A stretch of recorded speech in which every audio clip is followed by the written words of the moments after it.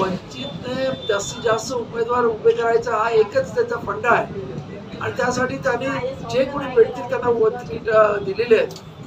त्याच्यातले काही जण प्रामाणिक असतील, काही जण अप्रामाणिक आहेत आणि त्याच्यातला एखादा उमेदवार इथे सुद्धा असू शकतो आणि त्यामुळेच आमचा हा उमेदवार आज आंबेडकरी जनता दिनेश अंबानीच्या मागे अत्यंत ताकदीने उभे आहे आणि त्याचबरोबर या इथं मराठा समाज सुद्धा दिनेश अंबानीच्या पाठीमागे उभा आहे.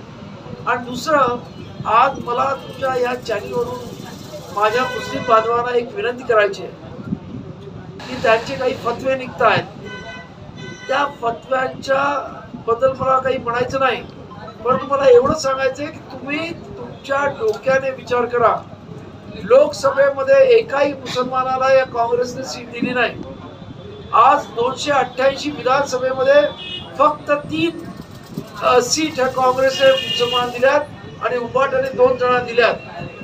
आज त्याची लोकसंख्या जवळपास 20% आहे.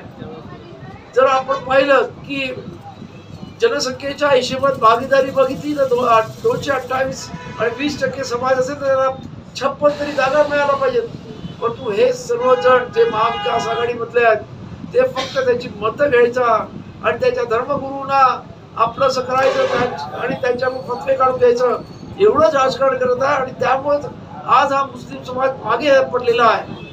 आंबेडकरी खऱ्या चळवळीबरोबर तो जुळला तर त्यांचं भलं झाल्याशिवाय राहणार नाही. आणि या महाराष्ट्रामध्ये सर्व धर्म समभाव आणि सर्वांचा उद्धार, सर्वांचा सर्वकष प्रगती ही आमच्या रिपब्लिक सेनेची भूमिका असल्यामुळं माझं या मतदारसंघामधल्या सर्व आमच्या अल्पसंख्याक मुस्लिम बांधवांना आव्हान आहे की त्यांनी दिनेश अंबानीच्या पाठीमागं प्रामाणिकपणे उभं राहावं आणि त्यांना मतदान करावं.